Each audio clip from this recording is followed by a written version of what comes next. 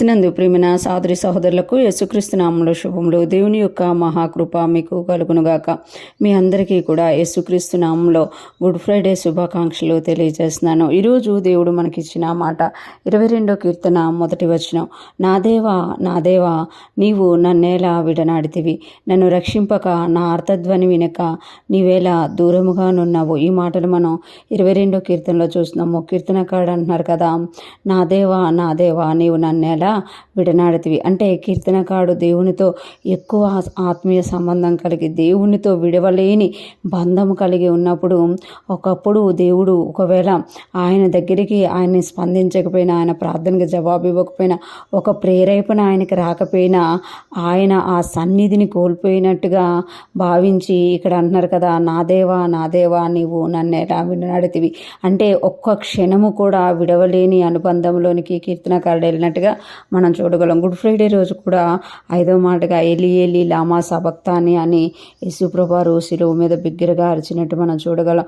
నా దేవా నీవు నన్నేలా విడిచితివి అనేసి, నన్ను ఎందుకు చేయి విడిచితివి అని ఉంటుంది. అంటే దేవుడు యేసుప్రభువు మీదకి ఎప్పుడైతే పాపభారం అంతా వచ్చిందో దేవుడు విడిచిపెట్టినట్టుగా మనం అక్కడ చూడగలమట. అంటే ఆ స్పర్శ, ఆ సన్నిధి, ఆ ప్రభావము, అంటే దేవుడు ఉన్నప్పుడు మనం ఎంత నెమ్మదిగా ఉంటామో, అదే దేవుడు లేనప్పుడు ఎంత కఠినంగా ఉంటుందో ఆ ఒక్క గడియలో యేసుప్రభువు అనుభవించి ఆ పాట పలుకుతున్నట్టుగా మనం చూడగలం. తల్లిని ఆనుకొని ఉన్న బిడ్డ కూడా, తల్లి స్పర్శ దొరకకపోతే బిడ్డ కూడా అట్లనే ఏడుస్తుంది అనమాట. ఇక్కడ మనం చూసుకుంటే నా దేవా నీవు నన్నేలా విడనాడితివి. యేసుప్రభువు అన్న మాటకి అర్థం ఏంటి అంటే, యేసుప్రభువు మీద లోక పాపం అంతా వచ్చినప్పుడు తండ్రి పాపిని ప్రేమిస్తారు కానీ పాపాన్ని ప్రేమించరు కాబట్టి యేసుప్రభువుని కూడా వదిలిపెట్టినట్టుగా మనం చూడగలం. యేసుప్రభువు వదిలిపెట్టబడ్డారు కాబట్టి ఈరోజు మనము ఆయన కృపచేత ఇంకా మనము దోషములో పాపములో కొన్నిసార్లు బలహీనమైన క్షణాలలోకి వెళ్ళిపోతున్నా మనము తండ్రి సన్నిధిని కోల్పోలేకపోతున్నాం. ఎందుకంటే యేసుప్రభువు గుడ్ ఫ్రైడే రోజు ఆయన తండ్రి సన్నిధిని కోల్పోయి మనకి తండ్రి సన్నిధిని దయచేశారన్నమాట. ఈరోజు ఫ్రెష్ మన్నా వింటున్న ప్రతి ఒక్కరూ జ్ఞాపకం చేసుకోవాలి. కీర్తనకారుడు అన్నట్టుగానే మనం కొన్నిసార్లు దేవుని సన్నిధి మనకు కనబడకపోయినప్పుడు, దేవుని యొక్క జవాబు మనకు దొరకనప్పుడు మనము ఈ మాట పలుకుతూ ఉంటాం, నన్ను ఎందుకు విడిచిపెట్టి, నాకు ఎందుకు దూరంగా ఉన్నావు, నా ప్రార్థన ఎందుకు ఆలకిస్తలేవని.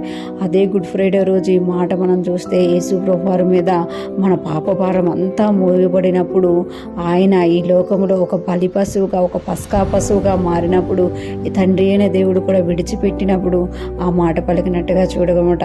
కానీ ఆ ఎడబాటు అనేది మనకి లేదు. ఎందుకు అనంటే మనము యేసుక్రీస్తులో సంపూర్ణులుగా చేయబడ్డాం. గుడ్ ఫ్రైడే మనకు ఒక గొప్ప మార్పును తీసుకొచ్చింది. తండ్రి ఆత్మ మనలో నివసించడానికి ఒక మార్గాన్ని తెరిచింది. ఈరోజు ఫ్రెష్ మన్నా వింటున్న ప్రతి ఒక్కరూ జ్ఞాపకం చేసుకోవాలి.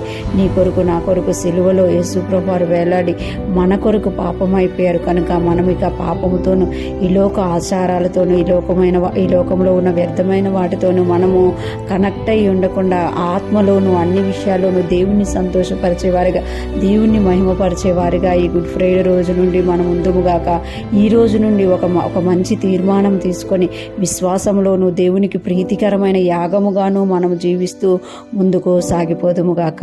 ఆమేన్. మీ అందరికీ మరొకసారి యేసుక్రీస్తు నామములో గుడ్ ఫ్రైడే శుభాకాంక్షలు తెలియజేస్తున్నాను.